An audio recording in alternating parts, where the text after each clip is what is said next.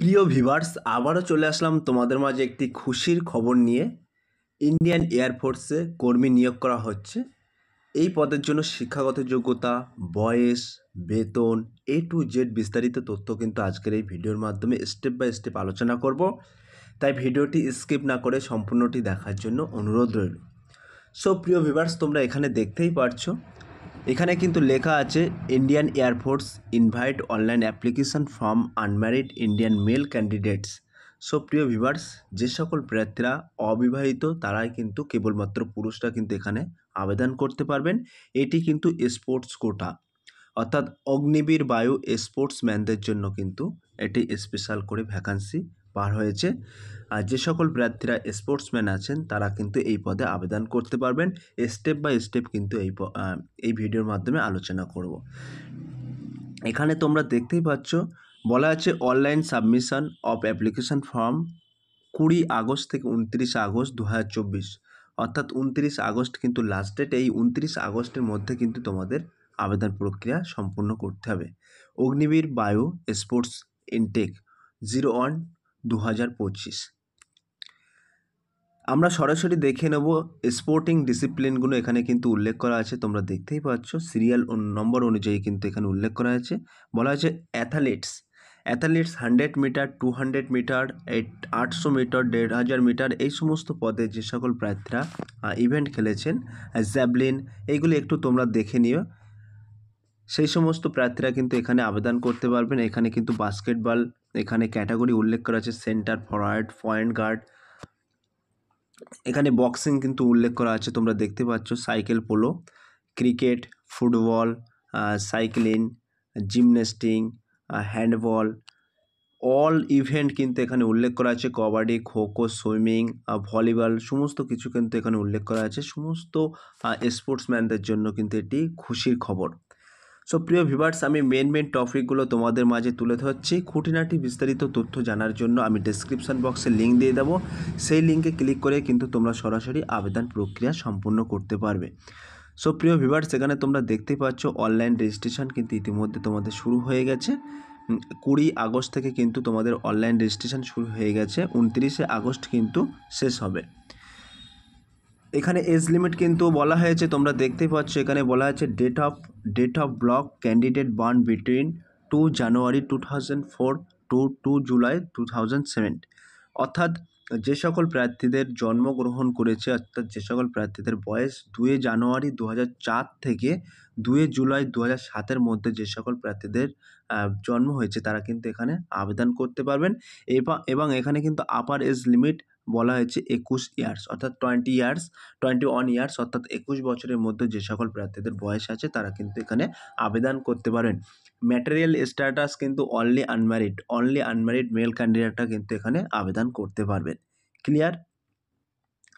Education qualification কিন্তু এখানে বলা হয়েছে সায়েন্স সাবজেক্ট, অর্থাৎ candidate should have A pass intermediate 10+2 equivalent examination with mathematics, physics and English, education board recognition by the central, state and UT with minimum 50% marks arrange and 50% marks in English.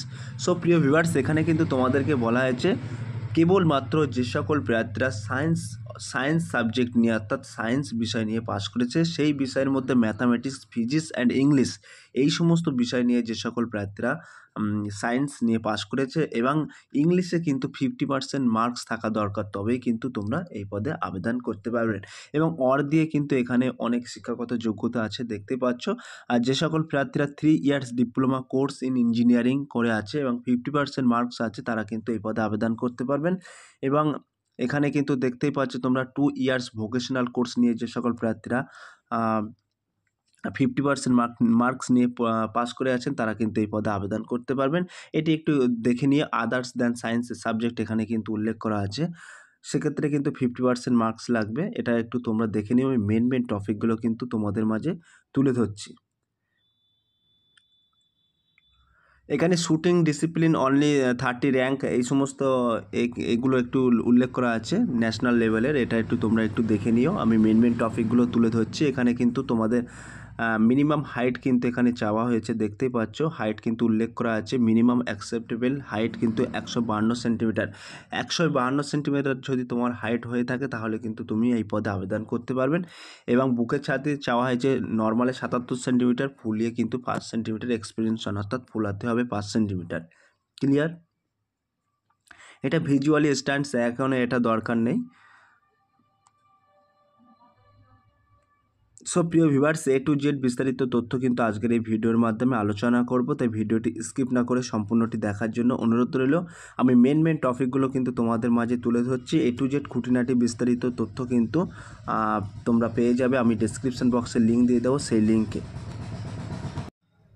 এখানে দেখতে পাচ্ছ এটা no risk certificate আছে। এই ডিক্লারেশনটি কিন্তু তোমাদের ফর্মটি fill up করে নিয়ে যেতে হবে। এবং যে সকলে বডি ট্যাটু আছে তারা কিন্তু এখানে বডি ট্যাটু সার্টিফিকেট কিন্তু এখানে তোমরা এই ফর্মটি কিন্তু তোমাদের ফিল আপ করতে হবে। এখানে তোমরা দেখতেই পাচ্ছ বেনিফিট, অর্থাৎ টার্মিনাল বেনিফিট সেভ নিধি প্যাকেজ এখানে কিন্তু উল্লেখ করা আছে, তোমরা দেখতেই পাচ্ছ। এখানে অন ইয়ার্স, এখানে ইয়ার অল ফিগার্স, এখানে মান্থলি স্যালারি কিন্তু তোমাদের উল্লেখ করা আছে, তোমরা দেখতে পাচ্ছ সব কিছু কিন্তু উল্লেখ করা আছে। 4 বছরে কিন্তু তোমাদের নিয়োগ করা হবে।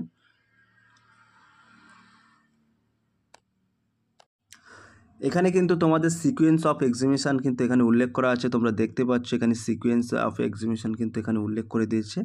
এখানে ফার্স্ট ডে 18 সেপ্টেম্বর থেকে 24 সেপ্টেম্বর কিন্তু এই জায়গায় তোমাদেরকে এক্সাম হবে, তোমরা দেখতে পাচ্ছ। এটা একটু পড়ে নিও। Assembly to outside exit gate air force station New Delhi as per the time mention admit cards candidates, এখানে কিন্তু ডিক্লারেশন লেখা আছে, তোমরা দেখতে পাচ্ছ।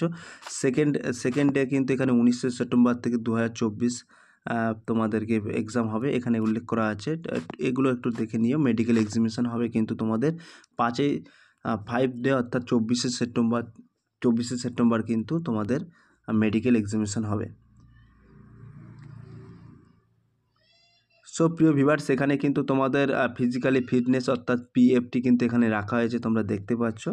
এখানে বলা হয়েছে 10 পুশ অন মিনিটের মধ্যে কিন্তু 10 বার পুশ আপ করতে হবে, এবং 10 সিট UPS এখানে 1 মিনিটের মধ্যে, এবং 20 স্কোয়াটস কিন্তু 1 মিনিটের মধ্যে। রিমার্কস কিন্তু এখানে দেওয়া আছে, তো আপনারা দেখতেই পাচ্ছ। 10 মিনিটস ব্রেক, তারপরে 2 মিনিটস ব্রেক দেওয়া হবে, তারপরে 2 মিনিটস ব্রেক দেওয়া হবে। এখানে রিমার্ক কিন্তু এখানে উল্লেখ করা আছে। সো প্রিয় ভিউয়ার্স, এটি কিন্তু হাউ টু অ্যাপ্লাই প্রসেস আছে, আমি ডিসক্রিপশন বক্সে লিঙ্ক দিয়ে দেবো, সেই লিঙ্কে সরাসরি ক্লিক করে কিন্তু তোমরা A to Z বিস্তারিত তথ্য জেনে নিতে পারবে। সো প্রিয় ভিউয়ার্স, এই ছিল আজকের টপিক ভিডিওটি। যদি ভিডিওটি ভালো লেগে থাকে প্লিজ লাইক, কমেন্ট এবং শেয়ার করে দিন বন্ধুদের মাঝে। ফিরে আসছে আগামী দিনে তোমাদের জন্য নতুন একটি টপিক ভিডিও নিয়ে।